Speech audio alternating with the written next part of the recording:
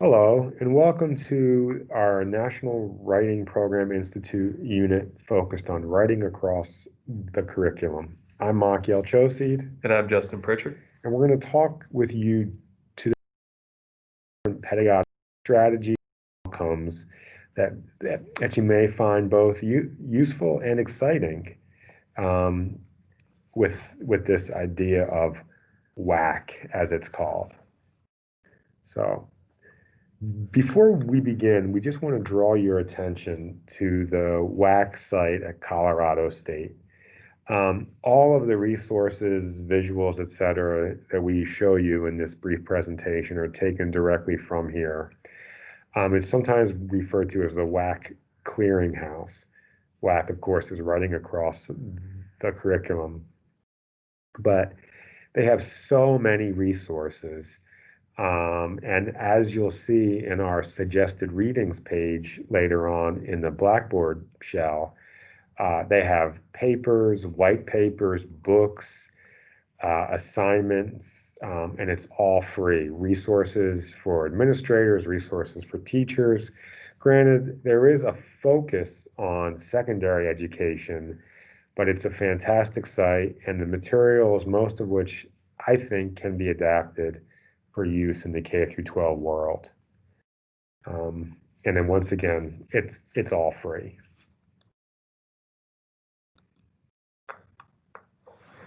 So we want to take a little bit of time and talk about what WAC across the curriculums is. And so when you think about the basic principles, WAC is a response to students' lack of writing practice throughout either a higher education curriculum or a secondary education curriculum, and it was developed in 1970s and 80s, and it relies on the idea that writing is the responsibility, of the entire academic community, that it has to be integrated across departments, so it has to be de-siloed from thinking about it in a single subject area. That writing instruction must be continued during all 4 years of an undergraduate education, and I think we could expect that to has to be continued throughout a student's education. It needs to promote learning, and it needs to be engaged in the practice of conventions of an academic discipline that students will gain the ability to communicate effectively within that discipline. Yeah, and I think I know I can speak for myself. I mean, some of you listening to this are old enough to remember the Why Johnny Can't Read conversations of the late 70s and 80s and how those morphed into the Why Johnny Can't Write conversations. And this is something that we are dealing with even today. It seems like every generation asks those questions, but this is a potential answer to it. I think, at least to my mind, to my point of view, the WAC movement really pushes us to engage with writing not not only as an outcome in and of itself, but rather as in addition to that, to also being a tool that can be used for learning, to generate knowledge, to enhance critical thinking. And it's a tool that our students need to become practiced at using, I would say, even, as soon as they can write. So.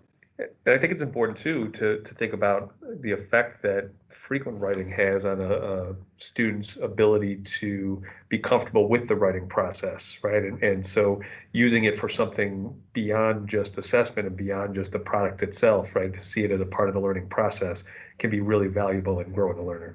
Yeah. Now, we've sort of touched on this, and by the way, at any time, feel free to pause this presentation and to read the slide in some more detail. Unfortunately, just because of the nature of it, this is a text-heavy slide presentation, so don't feel that you can't just stop. We've essentially touched on this in the previous slide in our comments, but there is, if you care to dig into it, or perhaps in order to show colleagues, there is various studies that have been done sorry, there are various studies that have been done. I forgot I'm talking to a bunch of English teachers that really can demonstrate that writing, when done strategically, can be used to increase critical thinking. And I'm imagining everyone in the audience of this, everyone that we're working with through this institute, either has that as an explicit learning outcome that they're trying to achieve, or is engaged in some conversation around that learning outcome. And the ability to use writing as a means of synthesizing and understanding, kind of the metacognitive process of developing an idea, right? All of those things are really important, not just for our content, but across contents. And what we've discovered here is that the WAC movement, it provides tools and strategies that can push students towards these goals, but that blur the lines in positive ways, that break down the walls of the silos to some extent in positive ways, and that can be, if they're not already being done on your campus, to be introduced or even enhanced. And we see that the movement towards project-based learning, especially in K-12 spaces, is kind of in line with this same idea, right? That we're using this process to expand our understanding by diving into the situation itself. And so I think that we forget as educators, or maybe the educational administration or administrative structure forgets, that writing is very much project-based and process-based. Now, there is, like with anything, giving activities and approaches and structures a vocabulary, or giving them a name by which you can call them, is extremely useful. And it allows you to not just plan for your own classes, but to have conversations with other faculty members. And again, this might be a good time to pause the presentation, take a look at the slide, and then restart when you're ready, because Justin and I are going to talk not so much about the definition of these things, but our own experience with them, just to give you some ideas. If you look at that top category there, the writing to learn, abbreviated WTL, this is something that any instructor can do in any class. And the goal here is to get students to use writing as a tool, as opposed to a product that can be graded or evaluated in that sense. One of the biggest issues that we at OCC hear from colleagues outside of English who are concerned about student writing is they feel that they don't have the expertise to assign writing.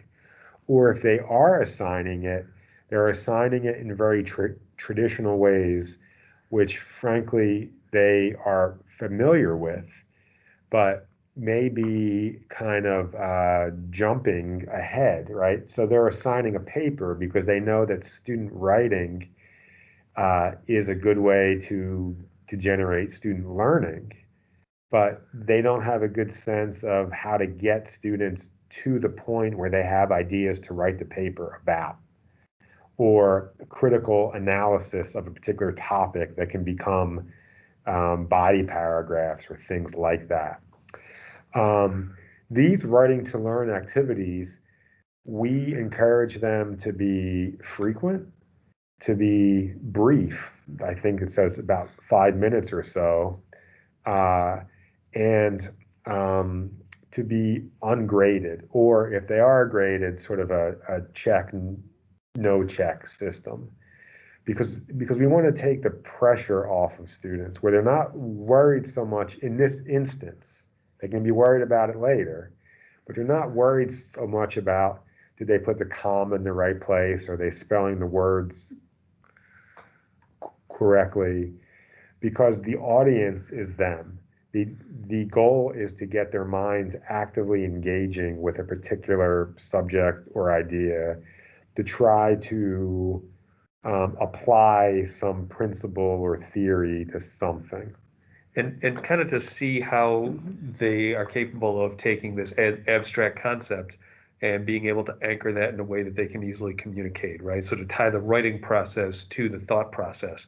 And I've heard so many students in my writing classroom say that, they know what they want to say, but they don't know what to write. And these steps, these writing to learn activities, are opportunities to see, at what point do I feel comfortable transcribing that idea? Like, where am I in my thinking process in a concrete sense, more so than just an abstract kind of sense of the idea. And if you'll forgive my lack of tech savvy, to come back here, the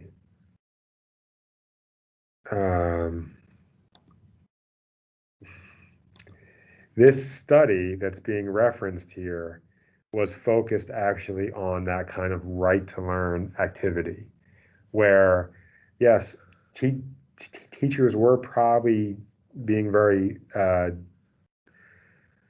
self-consciously trying to work on critical thinking, but the difference between writing and non-writing students was actually that writing to learn activity. Yeah. So it doesn't require a big investment of time or frankly even of specialized knowledge, but it can have a fairly big return, so to speak.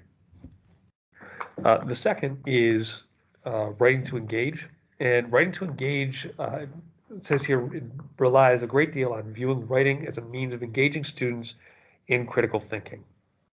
And so when we're thinking about engaging students in the critical thought process, it's moving from that writing to learn piece and into figuring out what it is that where your voice in the conversation falls, right? So figuring out how it is that we can provide commentary on an idea, how we can engage in dialogue that's taking place. Yeah, these are the kinds of activities that we might do in our English classes here on the college, where a student may be asked to, write a short, a paragraph or maybe a one-page response.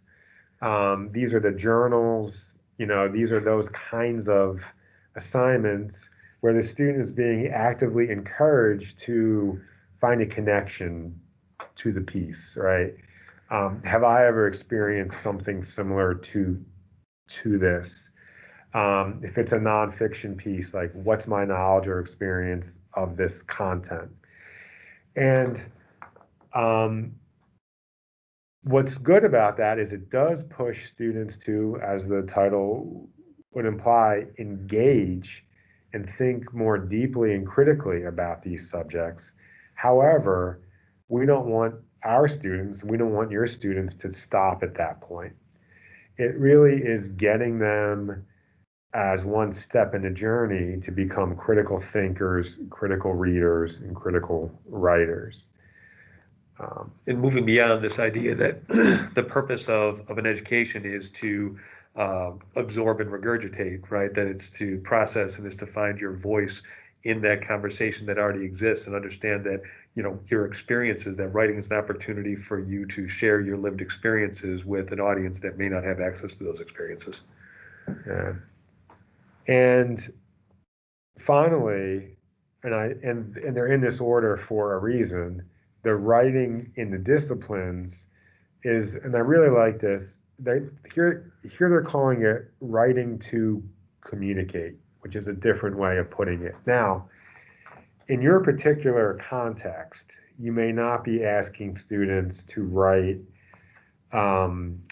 a paper that could potentially be published in a science journal or in the Journal of Microbiology or in the Harvard Law Review or something like that. But undoubtedly, you are going to be asking your students to do that work of synthesis, of putting it all together, like what they've learned, how they've engaged, to answer those big questions of what does it mean, why is this important, why should another person want or need to know this, whether that takes the form of a research paper or the traditional quote report unquote on a particular topic or something else. Where a student is being very self-conscious about the rhetorical contexts in which they're writing. What is my audience expecting? What do I need to do in terms of the task? What sort of tone do I want to present here? And maybe that audience is fellow scientists. Maybe that audience is their senior year high school teacher. But our students are very savvy about their rhetorical situation. They know the difference between writing a text message to a friend and writing something for a class, which is different than writing something for social media, which might have an audience of thousands. And even between social media platforms, writing for Instagram versus writing for Facebook versus writing for Twitter, they're very aware of the nuances between mediums from what we've seen here on campus. But sometimes where our students run into trouble, and I'm guessing that many of you have seen this too, is when they don't know the full rhetorical situation, they revert to what they do know. Most of our students know that there is a certain way I'm expected to write for an academic setting, but I don't necessarily know what that is, or they're not conscious of it in the same way. It's very interesting in the sense that the majority of our students are very sophisticated rhetoricians, essentially. No one has to teach a class on how to use emojis. But through use and practice, they pick it up. The academic context is not that much different, and if they could understand it as a context, as a rhetorical situation which they can respond to and manipulate, we're anticipating that it would become easier for them to do that. And that final writing in the disciplines is informed by the idea of writing to learn and writing to engage, and that you can do better in a in a specific discipline if you've had experience, playing with those ideas and exploring those ideas as a learner, as an engaged member of a conversation, and then understanding the specific discipline that you're writing for, the audience that you're writing to.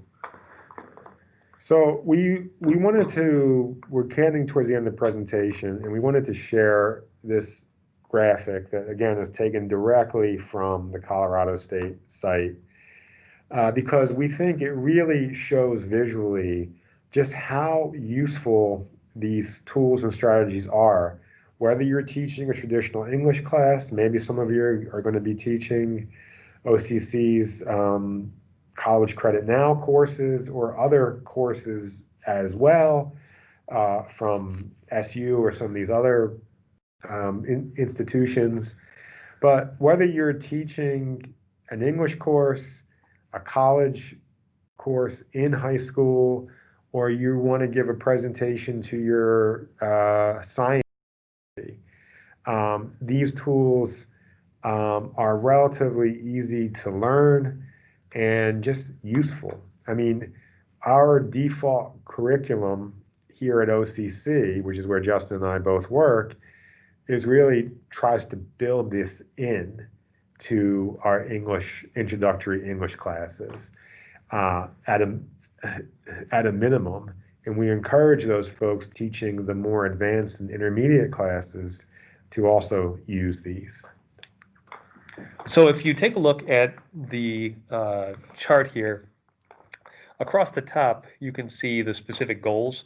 So you can imagine a presentation, and we are emphasizing in presentations to colleagues because we think this is really important work. And when we think about the NWP consultant title, I think it's really important to understand what it is that these ideas address within your community, within your institution.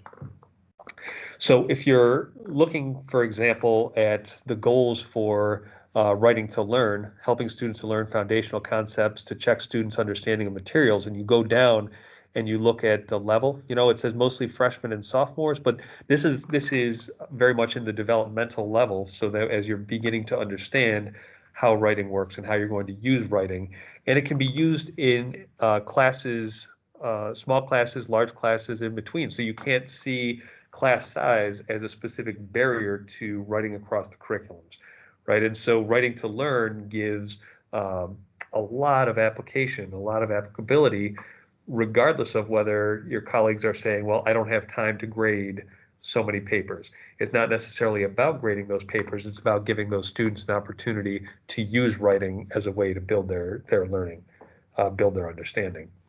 And you can see across the chart here. I don't want to read the whole chart to you, but you can see that there's a really nice range of possible assignments, of enrollment of students, and applicability for those. Yeah, and even though this is geared again more towards a secondary ed audience, what I like about the Colorado website, the Colorado State website, and this chart in particular, is how it can be adapted to fit your situation. If you look at the WID category, for example, your junior level students in your high school may not want, you may not think it's a good idea to have them try to write a paper that would get published in the journal Science, but undoubtedly you are going to be asking them to write some paper whose goal is to communicate. There are going to be certain explicit or implicit rhetorical factors to consider. And if you get a little creative, I wonder what it would look like to actually ask a student to write a paper that was for a professional audience in whatever field, and trust that they could do something really interesting with it. I had an experience talking to someone at OCC who taught chemistry, something that I know very little about. And I was asking this person some questions about their class, and he responded, well, I'm not so much trying to teach them specific content as I am trying to teach them to think like chemists. And I would like to challenge you to ask your colleagues, what would it be like to have your students write like a chemist, write like a biologist, write like someone studying English or creative writing or, something like that. Even if you were to do, I'm thinking of an assignment that I did as a student, write a review in an English class, like a Times literary review style piece, something like that, where I was imagining that my audience was not just one person sitting in the front of the room, and what different possibilities that might open up. And college application essays are a great opportunity for that. When you start thinking about writing for different audiences, like what are the expectations of that audience and how can I specifically cater to those expectations? How can I write in that specific discipline? And if you're in a year that's preparing for a state standardized test, what is it that specific genre requires and how is that different from other genres, right? That there's not just one way to meet these ideas. And so I think there's applicability, across the spectrum here in some really concrete, tangible ways that this can help students in the moment, but also build their thinking and build their understanding of different audiences. So we just want to end by thanking you for your time and attention and your patience, and just remind you that there will be a discussion forum that we're going to be encouraging you to engage in, and we'll have some specific activities there that we're going to ask you to respond to. But if you have any questions about the content of this presentation or even related topics, bring them up in that forum, and that'll be a good way for us to A, share them, and B, Justin and I to respond to them. So thank you very much, and we'll see you soon. Thank you so much. Looking forward to talking to you in the discussion board.